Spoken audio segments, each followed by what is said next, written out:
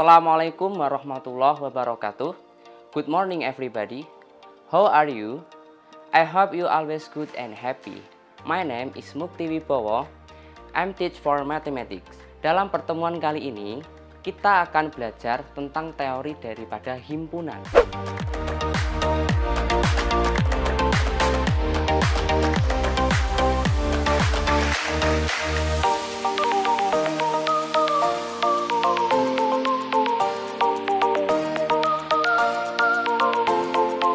Himpunan itu sendiri adalah sebuah pembelajaran matematika yang ada dalam kehidupan kita sehari-hari. Misalnya, dalam lingkungan keluarga kita mengenal ada sosok seorang ayah, ada seorang ibu, ada kita, ada kakak kita, adik kita, bahkan mungkin ada nenek dan juga kakek kita.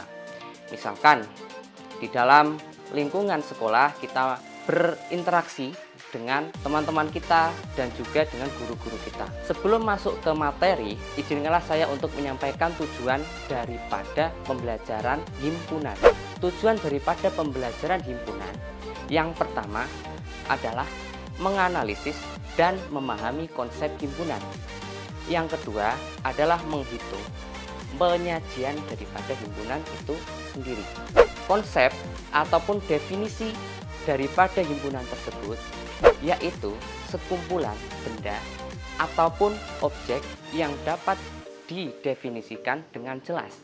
Nah, definisi dalam hal ini, jelas dalam hal ini berarti tidak bersifat relatif. Artinya, antara satu orang dengan orang yang lain tidak ada suatu perbedaan. Nah, benda atau objek dalam himpunan disebut itu sebagai anggota himpunan atau elemen. Biasanya dinotasikan seperti mirip dengan huruf E. Contohnya yaitu yang pertama, kumpulan siswa laki-laki. Kita harus tahu dulu perbedaan antara yang mana yang merupakan himpunan dan mana yang bukan himpunan. Siswa laki-laki pasti antara saya dengan Anda bisa menyebutkan dengan suatu batasan. Batasannya apa? Batasannya adalah siswa dengan jenis kelamin laki-laki. Dengan batasan-batasan tersebut, artinya tidak ada suatu perbedaan ataupun relativitas antara seseorang dengan orang lain. Maka, sekumpulan dari siswa laki-laki tersebut termasuk dalam himpunan. Contoh yang kedua yaitu sekumpulan siswa tampan atau cantik. Untuk siswa yang tampan ini menjadi sebuah perbedaan antara saya dengan orang lain. Misalkan menurut saya si A itu adalah seseorang laki-laki yang tampan, sedangkan si B itu misalkan kurang tampan. Nah, hal ini timbul suatu relativitas sehingga relativitas itu yang menyatakan dan dapat menyimpulkan bahwa siswa yang tampan bukanlah termasuk dalam himpunan. Kemudian, contoh yang ketiga, sekumpulan makanan lezat. Kata kuncinya, seperti yang sudah saya katakan tadi, tidak ada relativitas. Untuk kata lezat bisa jadi, misalkan untuk saya, nasi goreng dengan bakso. Menurut saya, nasi goreng jauh lebih enak daripada bakso. Atau menurut Anda mungkin bakso lebih enak daripada nasi goreng. Dalam hal ini berarti antara nasi goreng dengan bakso itu menjadi suatu perbedaan. Lezat yang mana? Timbullah suatu relatif yang menyimpulkan bahwa makanan yang lezat bukan termasuk himpunan. Contohnya yang keempat yaitu sekumpulan makanan yang berkuah.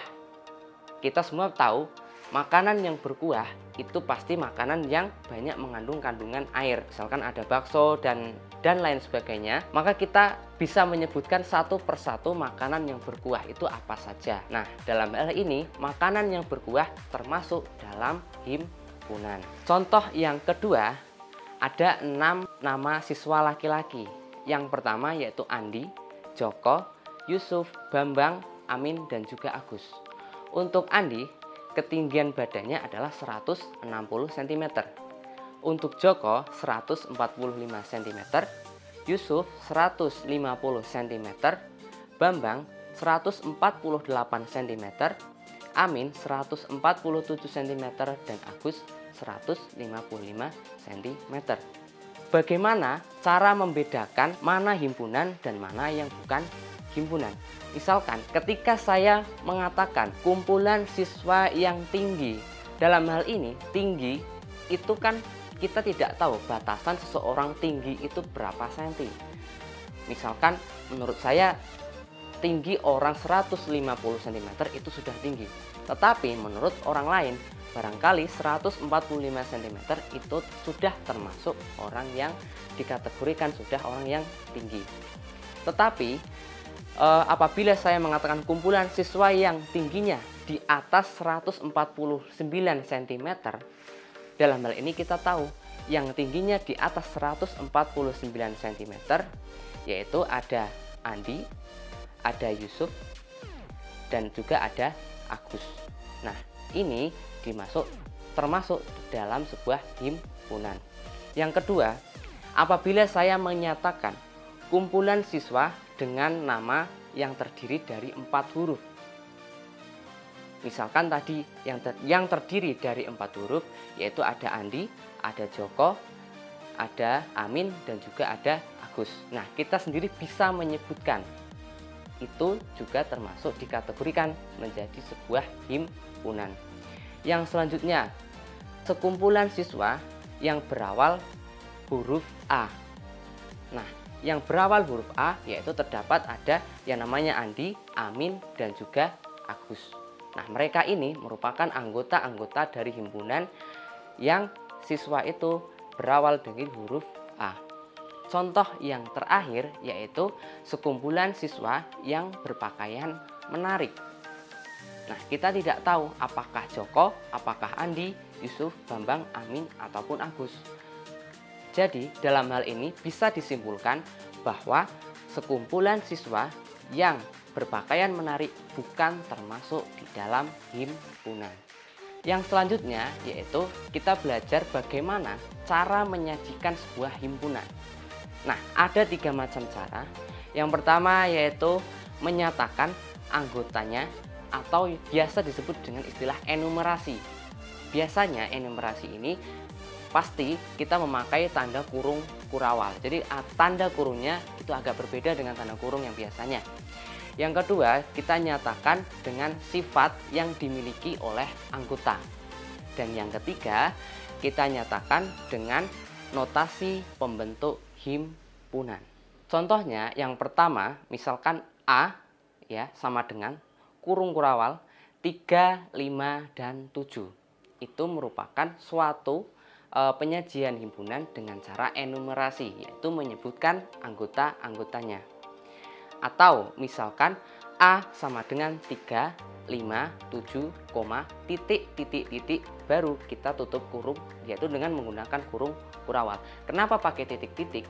Apabila anggotanya dimulai dari angka 3, 5, 7, dan selanjutnya tidak ada batasnya, berarti kita boleh menggunakan tanda titik-titik. Menyebutkan sifat yang dimiliki oleh anggota. Contohnya A adalah bilangan ganjil yang lebih dari 1 dan kurang dari 8. Dalam hal ini, anggota daripada A adalah 1, 3, 5, 7. Kemudian, misalkan lagi B adalah himpunan bilangan prima yang kurang dari 10. Seperti yang kita tahu, bilangan prima adalah bilangan yang habis dibagi oleh 1 dan bilangan itu sendiri. Berarti B, anggota daripada B adalah 2, 3, 5, dan juga 7. Kemudian contoh yang ketiga, menyebutkan notasi pembentuk himpunan. Nah, dalam hal ini contohnya misalkan suatu himpunan dapat dinyatakan dengan menuliskan syarat daripada anggota himpunan tersebut. Misalkan kita menggunakan bentuk umum X di mana PX. Nah, X itu merupakan anggota daripada himpunan, sedangkan PX itu menyatakan daripada syarat sebuah himpunan. Contohnya A, X di mana X kurang dari 6 dan X elemen bilangan asli. Nah, seperti yang kita tahu, bilangan asli adalah bilangan yang dimulai dari angka 1. Jadi anggota daripada A, himpunan A adalah 1, 2, 3, 4, 5. Kenapa hanya sampai pada angka 5? Karena kita melihat atau merujuk pada tandanya yaitu kurang dari 6. Berarti hanya sampai pada angka 5. Sedangkan apabila tanda kurang darinya itu terdapat tanda kurang dari sama dengan 6. Berarti 1, 2, 3, 4, 5, dan 6. Mungkin itu saja sedikit pembelajaran pada pertemuan kali ini. Apabila terdapat segala kekeliruan dan juga masukan, bisa dimasukkan ke dalam kolom komentar. Ingat, belajarlah dari matematika karena hidup itu ibarat matematika. Sesulit apapun sebuah masalah, pasti ada penyelesaiannya. Syukron kasiran. Wassalamualaikum warahmatullahi wabarakatuh.